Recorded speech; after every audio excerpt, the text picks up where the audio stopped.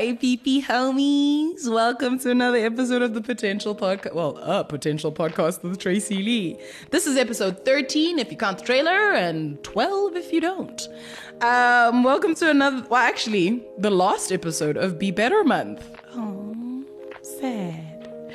So this month has been me trying to be better, not only in life in general, but at this podcasting thing. And I figure, use the platform to improve the platform.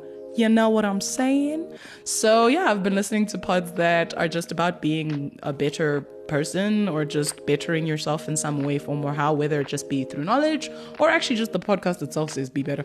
So that's what I've been doing. And yeah, just being better overall, if I'm honest, just trying to push ourselves, be out of our comfort zones, do something different. I have changed the format slightly with this month, as you've noticed if you've been listening and watching, if you're a good friend and a good follower. But yeah, so I'm trying to give a little bit more of me as opposed to letting the script drive my direction and what I'm doing. It's twisty, it's a lot, and it's scary, but we're here and we're doing it. So yay. Cool. So let's get into it.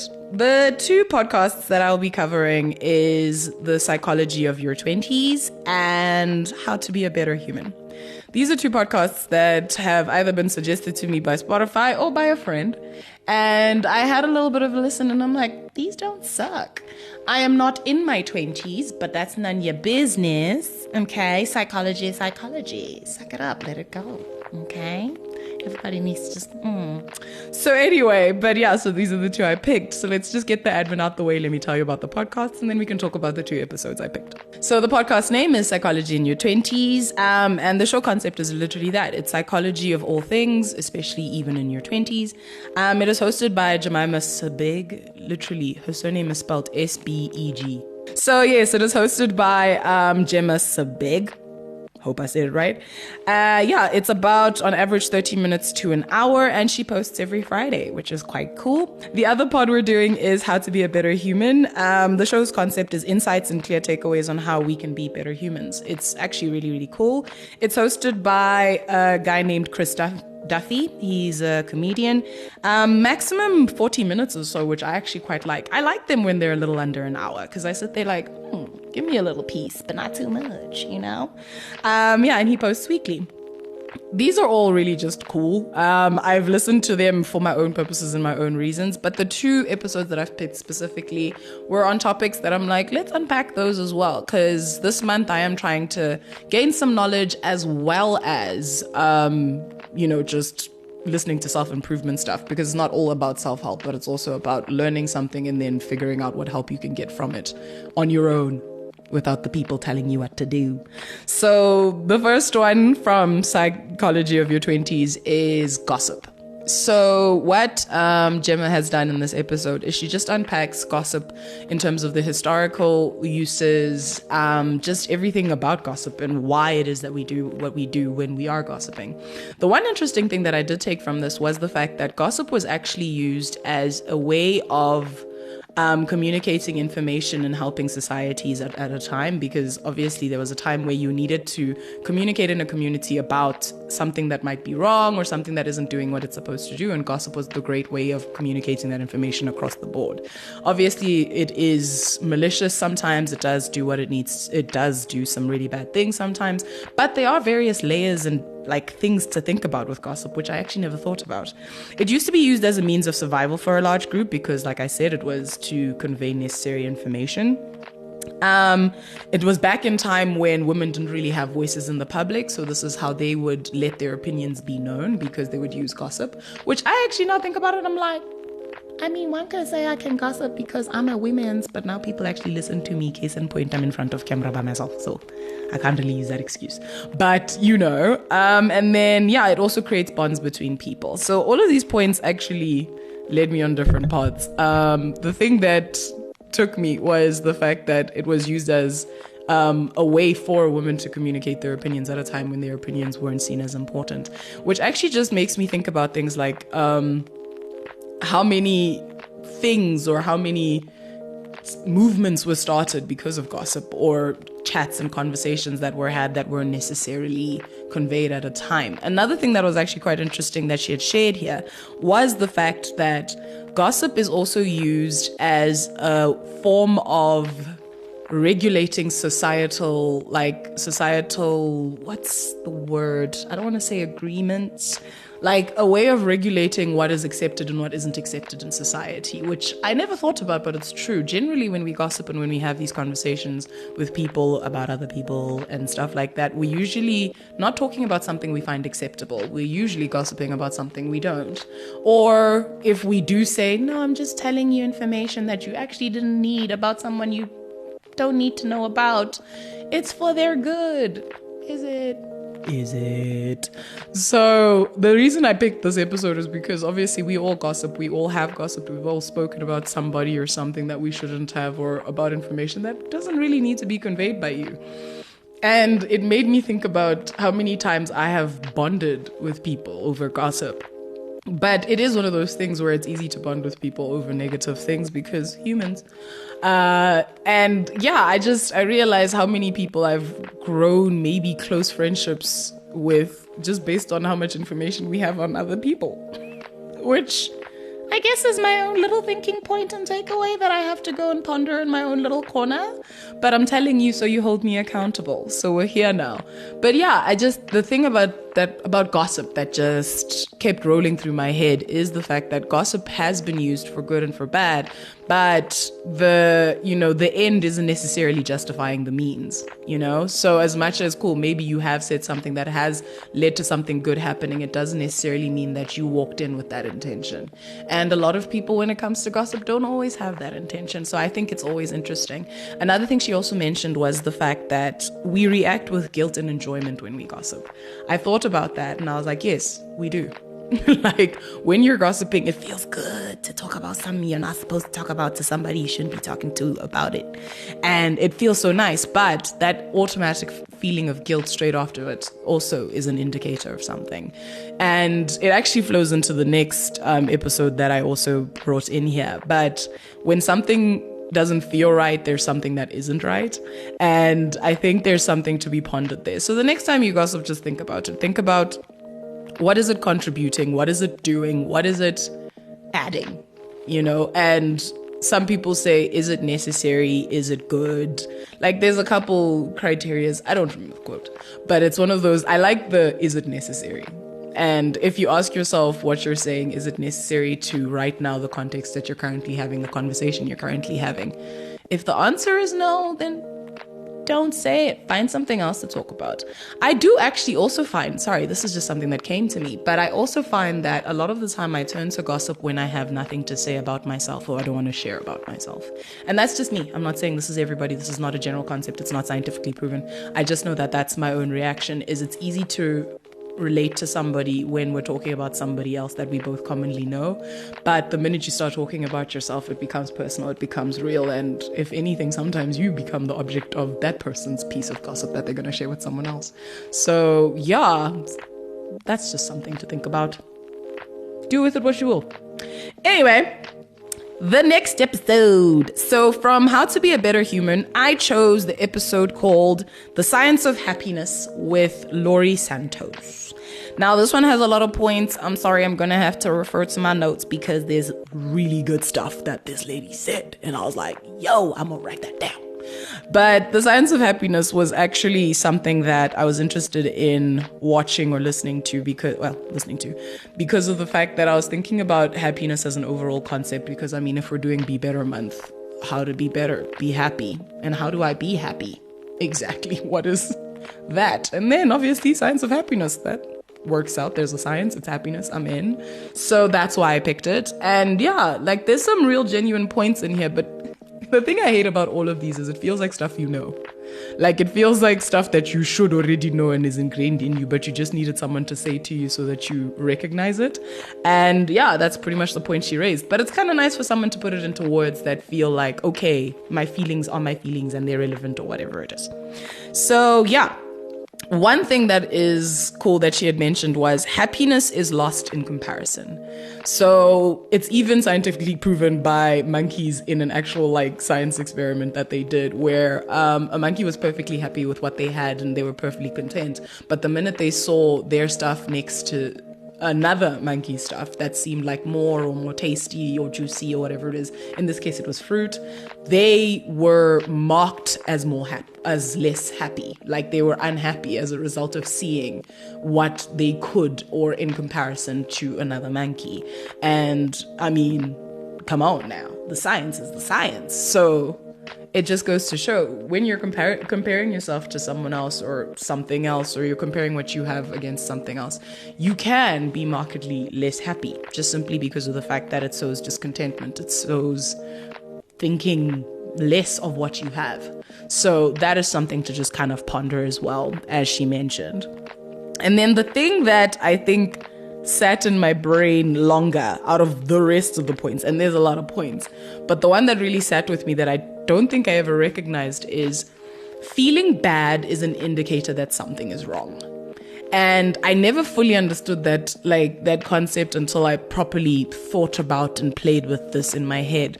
Where the thing about feeling bad, personally, I'm not one of those people that sits in my bad feelings. I don't know how to sit in my bad feelings. It's a thing. It's an emotional maturity point I do not have. I'm very good at being like, cool, I felt it, now what? I move on, I continue, I push. And the thing that she's pointing out, where she says a bad feeling is an indicator that something is wrong, is she unpacks that by saying that you also need to sit in the bad for a second so that you can figure out what it is that is wrong before you move on and try and change or fix or whatever it is. I think I just skip the sit-in part and go straight to the change. And I have now realized that that doesn't work, simply because of the fact that I'm going to run ahead and fix what I think should be fixed, as opposed to the thing that, if I had sat in it and actually thought through it, would realize needed to be fixed. So I fixed what I wanted to, not what I needed to. That type of vibe. So that is just something to think about, which blew my mind. And maybe it's a simple concept and maybe you get it. Don't judge me. I'm growing. But yeah. Another thing that she spoke about was money. So she actually said that it's scientifically proven that money can make you happy when you're in need. But the minute you have enough money for what you need, it stops affecting your happiness. At that point, you're just having money for money's sake. And I'm like, that goes against everything that is telling me I'd rather be crying in a Ferrari. Okay? I'm just saying, it goes against my thinkings and my ponderings on life. Just make me wealthy. Let me see. You don't know. Maybe I need to be rich. You don't know. But she makes points where she literally says, if you have more than you need to sustain your life, then money stops affecting your happiness, which I was like, okay, fine. Come at us, why don't you? But yeah, that's something interesting that she also mentioned. And then she speaks about the fresh start effect. So in my previous episode, I spoke about making things new and constantly living in a state, well, not constantly living in a state of new, but constantly seeing the new in everything or trying to experience something new. And she's talking in this specific instance about the fresh start effect, which is the effect that we all have when we have a new birthday, enter into a new year, where time is markedly new and you're walking into a new phase, time, or whatever it is.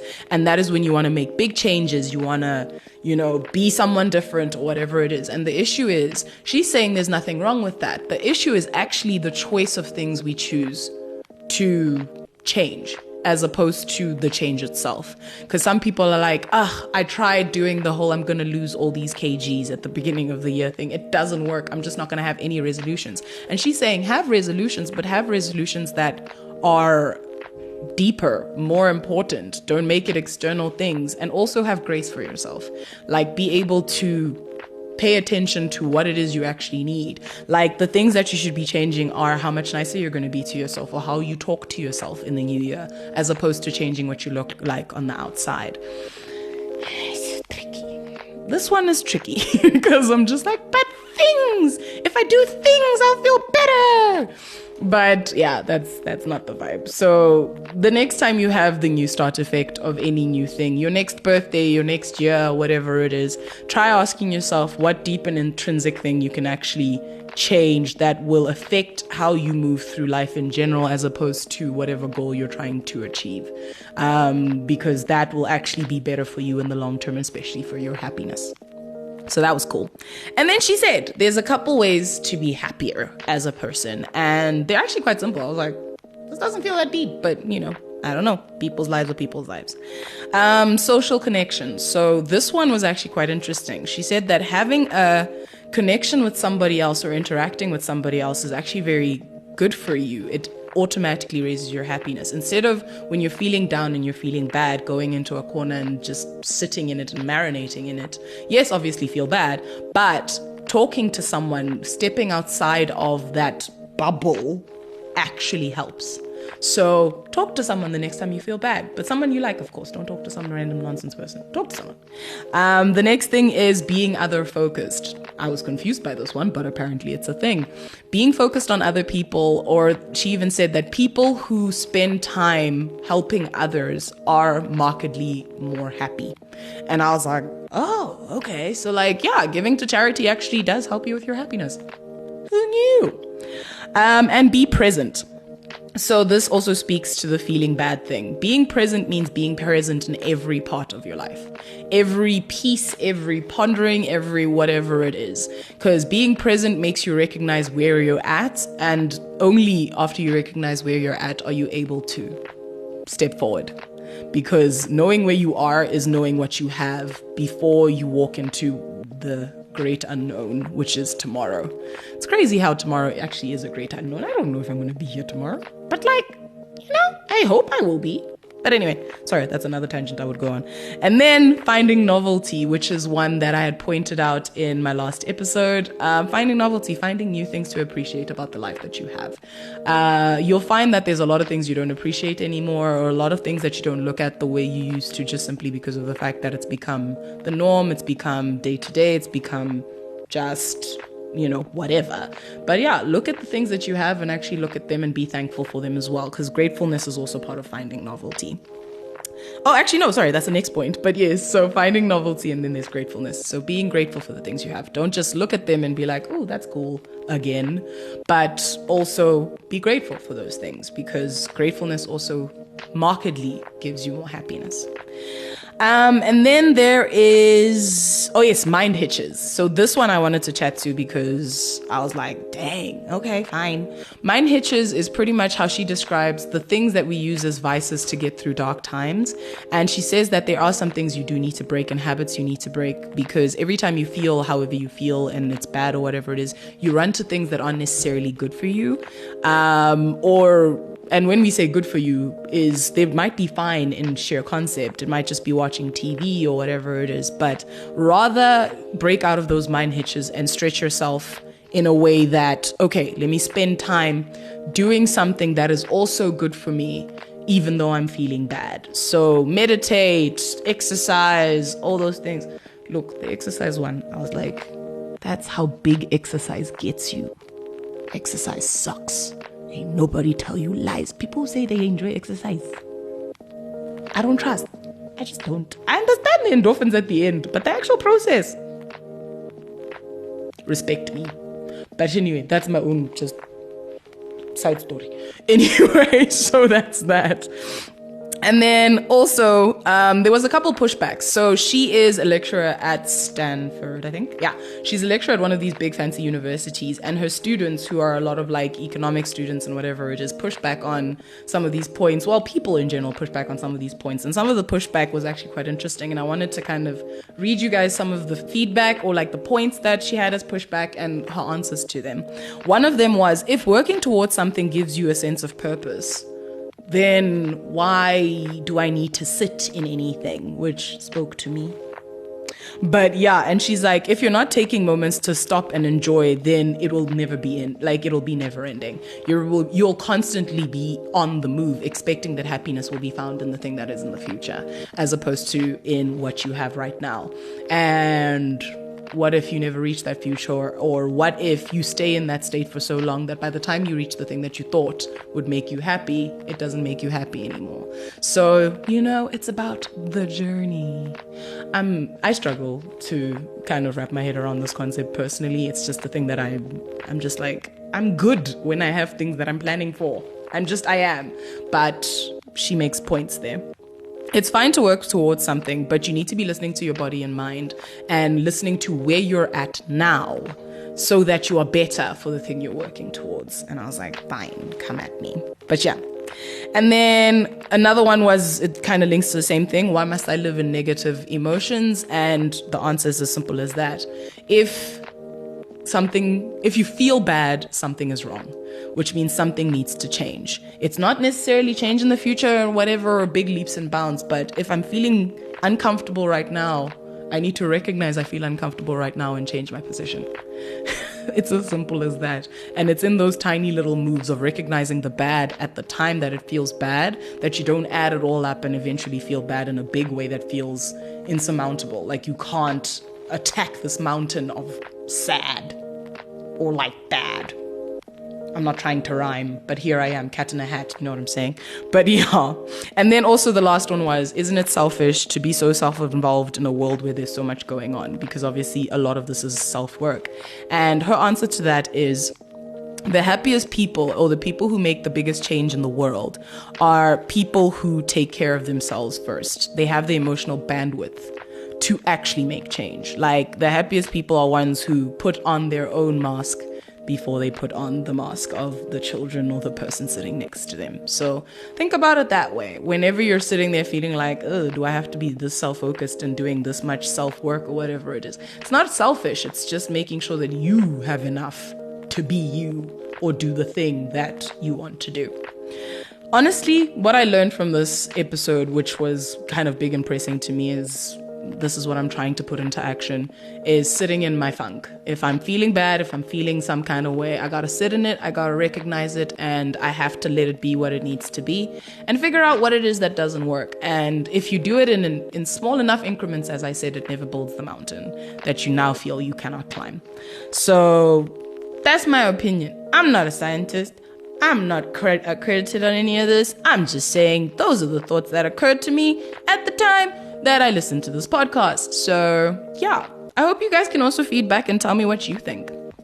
I already told you how I'm feeling and how this month has actually, been great for me. I mean, granted, I've listened to a lot of these podcasts and I've listened to a lot more episodes than the ones that I've spoken about, but I think the thing that's really great about Be Better Month is the fact that be better is not necessarily be best or do completely everything to change everything, but it's just taking one tiny little step to being just a better you. And if I say a better you, it doesn't have to be marked for everybody else to see, but better you for you. And that's what I'm trying to do. And that's the reason we went on this journey this month, because you're here and we're going on the journey together. So yeah. For consistency, I'm going to go back to the quote that I mentioned in every episode. And the quote, one more time, for the sake of Be Better Month, is, without knowledge, action is useless. Knowledge without action is futile. So I hope that you take all of these episodes that we've done this month and gone back and listened to one of the podcasts. It doesn't have to be the episodes I chose specifically, but I hope it's episodes that you are caught by when going to these podcasts. And you do something as a result of that. Like, I hope that it sparks something in you. If it just sparks a thought, then you are automatically better. I personally think, because at least you're thinking about it. And that is something that is important, I think. So yeah. Oh yes, and then another thing I wrote these down a while ago, but we're here. I was thinking about what is knowledge, and knowledge obviously is just stuff that you pump at yourself. What is action? Action is doing things.